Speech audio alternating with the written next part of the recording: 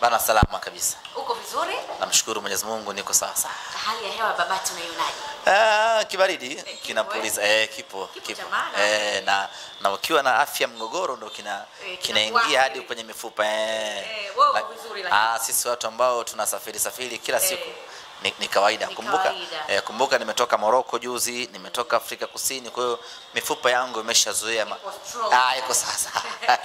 Semaji bwana, mpaka sasa hivi tunahesabu masaa tu kuelekea katika mchezo wenu wa nusu finali. Nataka kufahamu kwanza hali za wachezaji na timu kiujumla. Tunamshukuru Mwenyezi Mungu. Wachezaji wetu wote wako vizuri. Tumetoka Dar es Salaam jana, tukafikia Arusha, tukaweka kambi pale Arusha, tukafanya mazoezi pale Arusha. Huku Babati Manyara kuna changamoto kidogo ya viwanja, kwa hiyo ikatulazimu kupiga kambi pale Arusha. Tukamaliza maandalizi yetu Arusha na baadaye jioni tukaja Babati.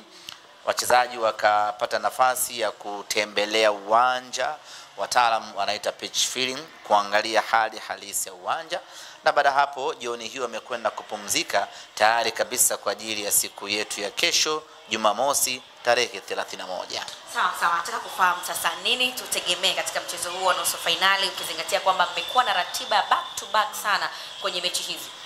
Kwanza lazima watu watambue ugumu wa mchezo huu. Ugumu wa mchezo huu upo katika maeneo matatu.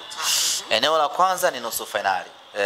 Always hatua ya finali, robo finali huwa ni hatua ngumu kweli kweli. Haijalishi ni shindano gani, lakini as long as team imefanikiwa kutoka kwenye hatua za chini huko hadi kufika nusu finali, maana yake hiyo ni timu bora, hiyo ni timu ngumu. Inatengeneza ugumu kuelekea katika mchezo husika. Sababu ya pili ya ugumu wa huu mchezo ni ubora wa mpinzani wetu. Katika timu bora Tanzania hapa msimu huu ukizungumzia, huwezi kuiacha Singida Black Stars. Wana kikosi kizuri, wana wachezaji wazuri, wana timu imara kweli kweli ambayo ina uwezo wa kushindana na timu yoyote ile.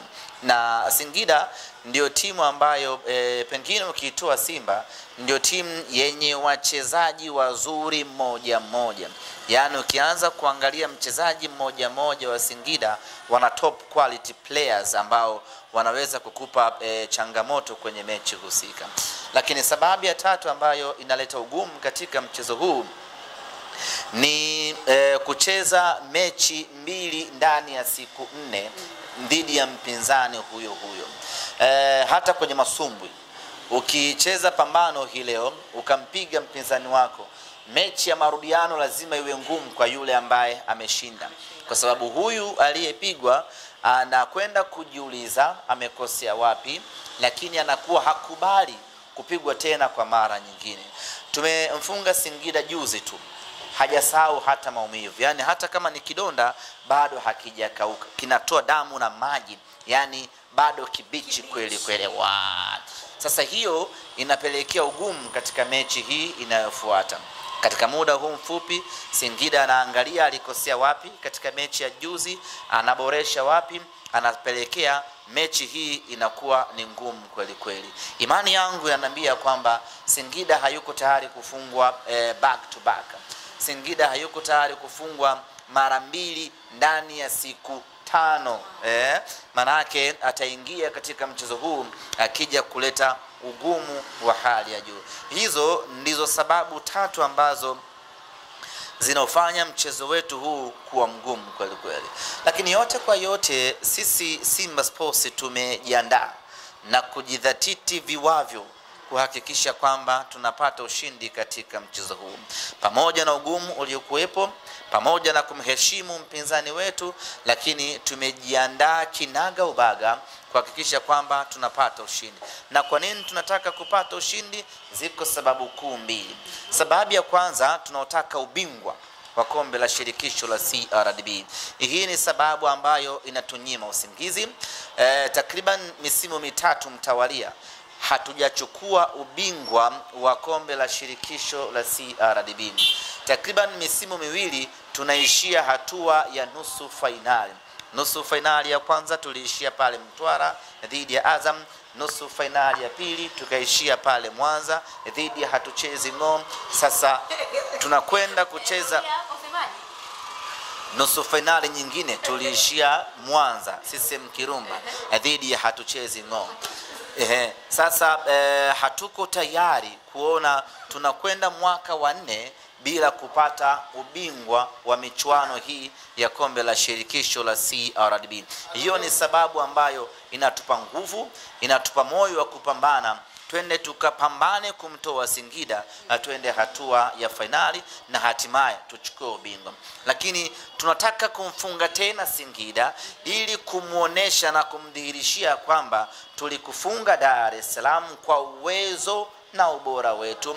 Tulikufunga nyumbani kwako CCM Liti kwa uwezo na ubora wetu.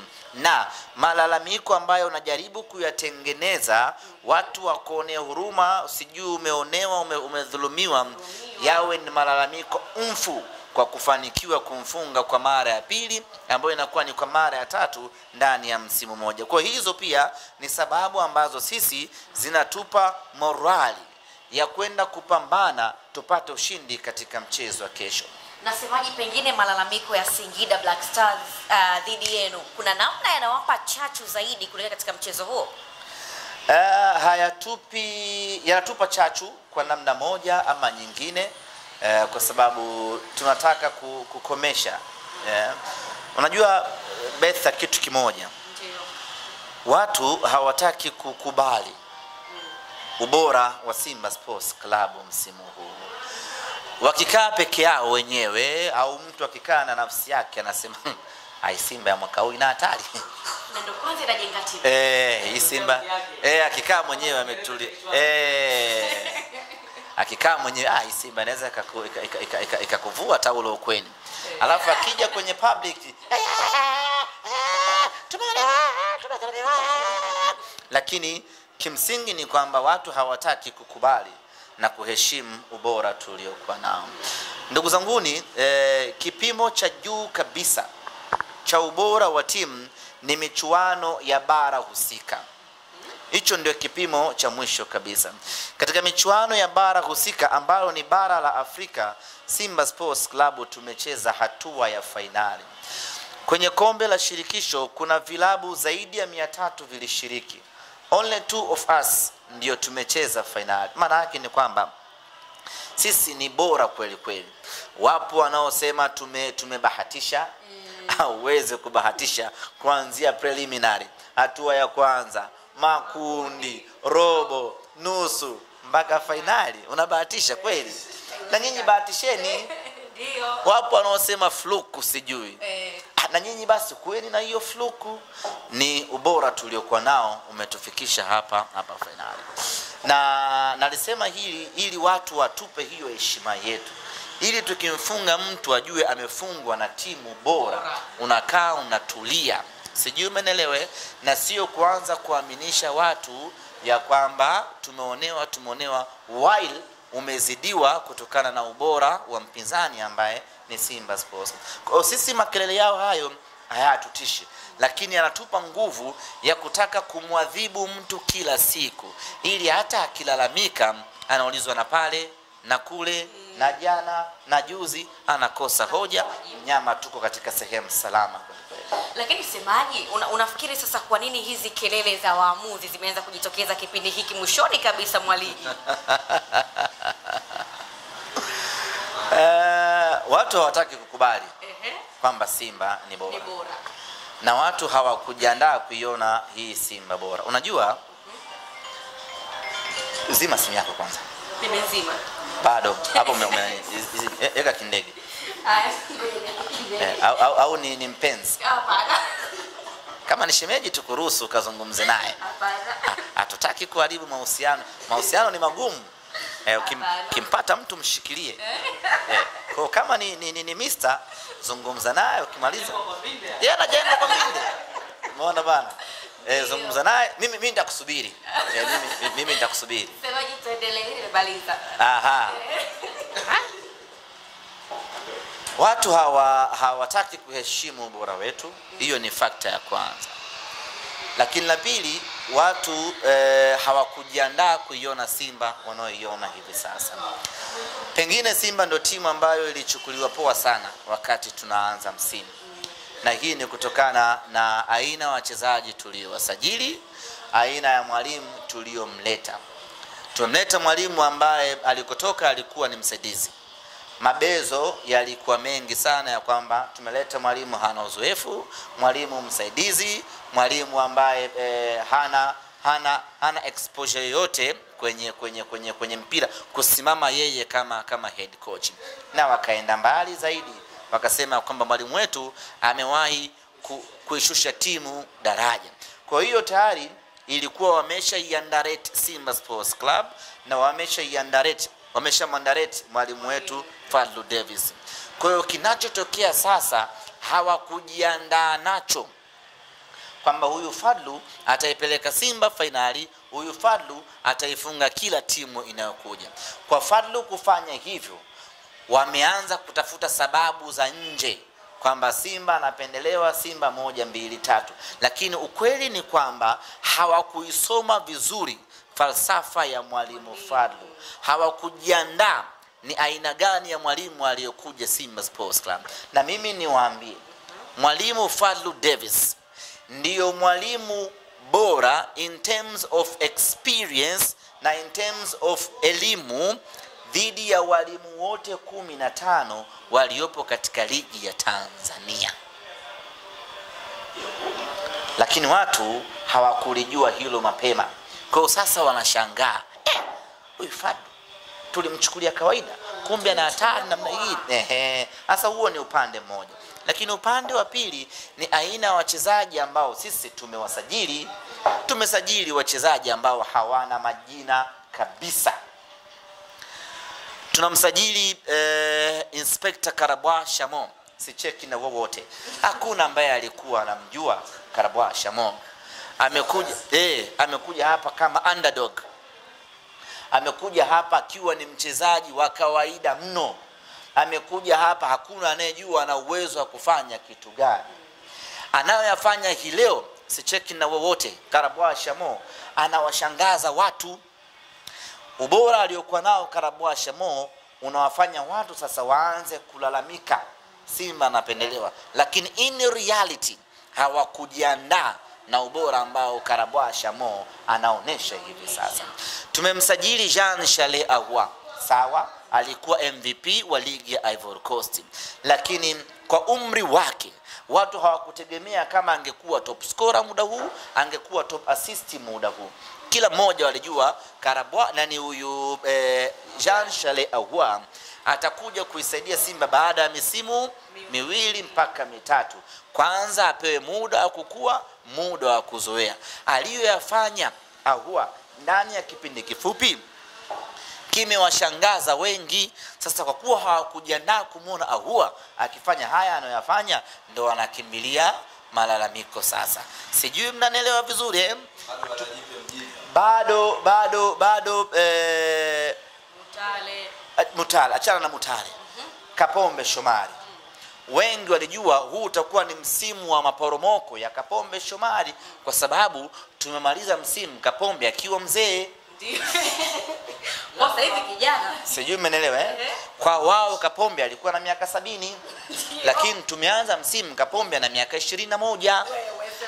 Nakwambia hiyo imewachanganya. Sijui umeelewa Hawakujiandaa kumuona Kapombe huyu anapanda, anashuka, anamwaga maji, anatoa assist. Hawakujiandaa kumuona Mohamed Hussein Shabalala akiwa amezaliwa upya. Wao kwao walijua huu ni mwaka mbaya kwa Shabalala, kwa sababu kwao wao Shabalala ni mzee. Wameshangaa kuja kumuona Shabalala ana miaka 18 na siku 7. Kwa haya ni mambo ambayo wenzetu hawakujiandaa nayo. Hawakujiandaa kuiona Simba ya hatari namna hii. Tumemtoa Asante Kotoko, Steven Dese Mukwala. Hana exposure kubwa ya kutisha, lakini amekuja Simba anafanya mabalaa makubwa kweli kweli. Sasa wanafanyaje zaidi ya kwenda kulalamika tunaonewa, tunadhulumiwa? Kiukweli ni kwamba wachezaji wetu wametoa surprise kubwa mno kwao. Lakini nini kingine kinawachanganya? Aina wachezaji ambao sisi tumewaacha. Simba Sports Club katika msimu ambao unahitaji wachezaji wako bora, Simba inakwenda kumwacha Enoch Inonga Baka. Nanielewa Baka sisi tunamwacha, tunamuuza, tunasema baba asante, nenda na kwingine, tukamwacha kwa timu ambayo ilikuwa inajitengeneza. Usingetegemea sisi kumuuza Baka. Kwa hiyo wale wakatambua ya kwamba kwa Simba kuachana na Inonga inakwenda kuporomoka. Kumbe ikawa tofauti. Sisi tulikuwa tunajua tunafanya kitu gani. Sijui umeelewa. Tukamchukua Abdulrazak Hamza ambaye hakuwa na profile kubwa. Abdulrazak Hamza anamzungumza mchezaji wa KMC, Namungo, Mbeya City na Super Sports ya Afrika Kusini. Anakuja Simba Sports, anazima ndio kitasa tegemeo ndani ya Simba. Hamza anamshangaza kila mtu, anawaacha watu midomo wazi. Ubora wa Hamza ubora wa Hamza umewashangaza, na matokeo yake sasa wanaanza kusingizia kupendelewa na kuna. Lakini ni reality ni kwamba mchezaji ama wachezaji tuliokuwa nao wamekuja kuwapa big surprise. Lakini Simba Sports Club inakwenda kuachana na mwamba wa Lusaka, Chama. Umeelewa? Wakaamini ya kwamba hili ndio anguko la Simba Sports, kuachana na mwamba wa Lusaka. Kumbe sisi tulikuwa tunajua tunafanyaje. Tukatupa kipande cha chupa, tukaenda kununua almasi. Sasa wao hawakujiandaa na hii surprise ambayo Simba tumeonesha. Sasa kwa kuwa hawana pa kushika, ndio wanabaki sasa kutafuta sababu za nje. Simba 1-2, Simba 3-4, Simba 5-6. Simba tumechana na Jose Luis Mixon, my brother. Tunakwenda kumtegemea mtoto mdogo Ladak Chasambi. Simba tunamtegemea Joshua Mutale. Safu yetu ya mbele ya Simba yote ni watu wageni, wote ni watu wapya, ukitoa Kibu Dennis, Prosper Mkandaji Marekani. Waliobaki wakina Ateba, Mukwala, Volcano, Mpanzu, Ahua, wote ni wapya. Kwa akili zao mgando waliamini ya kwamba kwa kuwa Simba ina watu wapya kwenye eneo la mbele, basi upatikanaji wa magoli itakuwa changamoto. Maana eneo la mbele mpaka waje waelewane, msimu umekwisha, Simba anashika nafasi ya 3. Wamekuja kushangaa, Mukwala na magoli 10+, Ahua na magoli 10+, Ateba na magoli 10+, magoli 30 ndani ya msimu mmoja. Sasa hawana pa kushika, wanaamua tu kupiga mayowe. Na Afande Sela aliwahi kusema, wacha wapige mayowe, wacha wayaone wenyewe, wacha wapige mayowe. Kwa hiyo tuache wapige mayowe, mnyama anaendelea kukanyaga. Kwa hiyo kweli ni kwamba ubora wetu ndio ambao unaleta yote haya malalamiko. Sawa, lakini umesikia huko kwamba kuna timu zinataka zijitoe ligi kuu, usemaji? Umetoka na Simba hii. Ni taarifa ya uongo. Inachekesha sana. Eti mwandishi akia Mungu. Nimeiona barua shatuma. Kwanza Masanza anatakiwa kuchukuliwa hatua. This is very serious na bodi ya ligi. Anatakiwa kuchukuliwa hatua kwa sababu ameichonganisha bodi ya ligi na mashabiki. Unaposema tumepeleka malalamiko wakati hujapeleka, maana yake unataka watu waanze kuifikiria vibaya bodi ya ligi ya kwamba hivi. Kwa mfano Karim Boimanda asingeibuka hii leo na kukanusha kwamba hatujapokea barua ya hawa watu, maana yake watu wangehisi vipi? Kama barua imekwenda alafu bodi wamekaa kimya. Sijui umeelewa. Sasa mtu kama huyu anayechafua taswira ya bodi ya ligi hatakiwi kufumbiwa macho, anatakiwa kupewa onyo na anatakiwa kushtakiwa, ili iwe funzo kwake na funzo kwetu sisi wengine, tujue kitu gani cha kuzungumza. Inawezekana wana dhamira ya kupeleka malalamiko yao, lakini subiri upeleke ndio uzungumze, kuliko hamjapeleka alafu unatoka public unakuja kusema mmepeleka, maana yake ni kwamba unataka kuichonganisha mamlaka na mashabiki. Huyu sio mtu wa kumfumbia macho hata kidogo. Sasa nasema inawezekana wakati anatoa taarifa kuna changamoto ya mtandao, kwa sababu ile barua imetuma kwa njia ya mtandao. Inawezekana mtandao kwa imetoka, lakini kule bodi ya ligi haikuwa imefika. Basi mimi langu lilikuwa ni hilo tu. Umesema timu ngapi zinafanyaje? Ni taarifa ka uongo ambako watu wapuuzi tu. Najua Inawezekana ni propaganda tu. Propaganda. Sasa alafu propaganda, unajua hata propaganda pia ni somo. If you are not good on it, usiapply propaganda kwa sababu inakuwa haidumu kwa muda mrefu. Ni mtu tu mwehu aliamua kukaa akatengeneza hiyo message, akawatumia watu wanaoamudu watatu sijui wale, wakaamua kupeleka hiyo taarifa hewani. Ni jambo la hovyo ambalo mimi naamini haliwezi kutokea kwenye mpira wetu. Haliwezi kutokea kwa sababu vilabu hivi vipo vilabu ambavyo ina uongozi makini kweli kweli. Sidhani kama wanaweza kukubali kuingia mkumbo na mkenge wa aina hii. Anafungwa Singida kafungwa. Ndio. Sijui umeelewa anakwenda kususa JKT Tanzania. Yaani inausikaje? JKT ambayo nilimfunga nyumbani kwake safi moja bila. Akatulia, maisha yakaendelea. Anafungwa Singida, inakwenda kulalamika prison. How? Sijui umeelewa. Kwa baada kuona ile taarifa nikajua tu nikamchezo kwa watu fulani wapuuzi ambao wanajaribu kutengeneza taharuki. Unajua hapa wanajaribu kutengeneza taharuki. Ionekane bodi ya ligi imefeli, ionekane TFF imefeli na kuzua taharuki, lakini target yao kubwa ni kutaka kunajis mafanikio ya Simba Sports Club. Yaani wameshaona dalili ya Simba kuchukua ubingwa msimu huu. Sasa wanachojaribu kukifanya ni kupaka matope ubingwa wetu. Ni kutaka kunajisi ubingwa wetu ili watu waseme ubingwa wenyewe waliochukua Simba ulikuwa na kasoro kadha wa kadha. Hiyo ndio dhamira yao ya kimsingi. Sasa sisi hatuna hofu. Wao hata so tu wapake matope, hata wapake kinyesi, ubingwa wetu sisi uko pale na utakuwa wa halali kabisa kwa 100%. Kwa sisi wala hatuyumbishwi na propaganda zao na hatuyumbishwi na maneno yao. Sisi tumeconcentrate na kazi. Sisi tumeinvest kwenye kazi. Sisi tumeinvest kwenye mafanikio. Tulifanya restructuring ya timu yetu tangu mwanzo, tukatengeneza watu bora, tukaweka watu bora na imeanza kutulipa hivi sasa.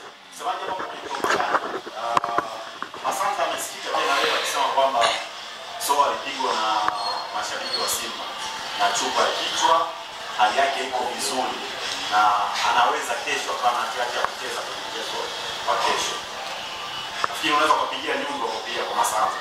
Hicho ambacho anatengeneza propaganda kama mashabiki wa Simba wamempiga mshambuliaji wao Soa na chupa ya kichwa.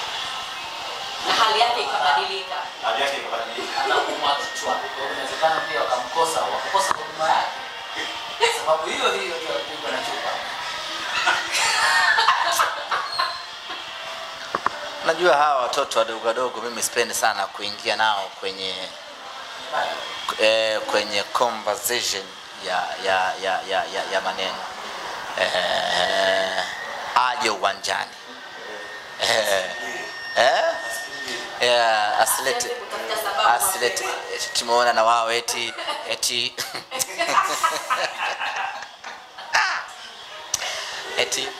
tutajitoa kwenye mashindano. Singida ajitoe kwenye mashindano mwenye mwaka mmoja hata mwaka hajafikisha, ana miezi 6. Singida ajitoe kwenye mashindano. ndo anamtishia bodi ya ligi. Atapokelewa wapi akitoa Anamtishia Mguto. Anamtingisha. Hivi unajua hawa watu hawamjui Mguto. Wakimwona vile wanafikiri ni kiongozi fulani wa kawaida hivi. Ndugu zangu, yule mtu ni shupavu kweli kweli. Sio huyo tu. Yule mwingine shoga yake na nani aliandika barua Mguto ajiuzuru. Mguto ajiuzuru kwa barua. Aende wakamuulize Costi. Walimtungia mpaka taarabu. Mguto akakaa madarakani, akamaliza muda wake, akaachia Costi, wanaendelea na maisha yao na Costi wanajivunia mafanikio yao hivi sasa. Wewe ukae tu uandike barua. Singida anatishia Nyao. Eti tutacheza mashindano yote. Ana impact gani yule bwana? kutoka hapa anajitoa nenda. Atakwenda kucheza ligi ya mkoa wa Singida. Lakini hana impact yoyote ya kutaka kutishia watu. Bado mbichi. Timu yenyewe inatusumbua kila siku jina jipya kama inafanywa kipaimara. Kwa hiyo sisi hatuna mashaka naye. Tunawaheshimu kusema kweli. Wana timu nzuri sana. Yaani hilo lazima wao wenyewe. Changamoto moja ya wao hawajui walichonacho. Lakini Singida wana best players ever. Wakiamua kutulia kufanya kazi, wakiamua kuwa serious, wanaweza wakafanya balaa kubwa kweli kweli. Changamoto yake ndio hiyo. Hao wachezaji wazuri kuna mechi hawaruhusiwi kucheza. Yaani wachezaji wazuri wa hiyo timu kuna mechi hawaruhusiwi kucheza. Sasa wewe unafikiri watu wako serious na maisha? Alafu mtu kama huyo akitaka kujitoa si mnafurahia? Bora atoke tu sababu anamwezeshia kazi ndugu yake. Atoki waingie watu serious.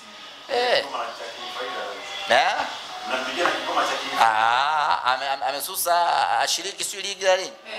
Sitashukuru pakubwa sana. Nashukuru pakubwa sana. Bana, semaje la mwisho kwa mashabiki wa Babati hapo kesho kwa nusu finali mtacheza, naambia nini? Kwanza ni wakaribishe wana Babati wote, wana Manyara, watu wa Arusha, watu wa Moshi, watu wa mikoa ya jirani hapa Singida, Dodoma, Kondoa, waje kwa wingi katika mchezo wetu wa kesho. Waje waipe support Simba yetu. Mechi hii ni must win game. Hatuna option nyingine yoyote ile.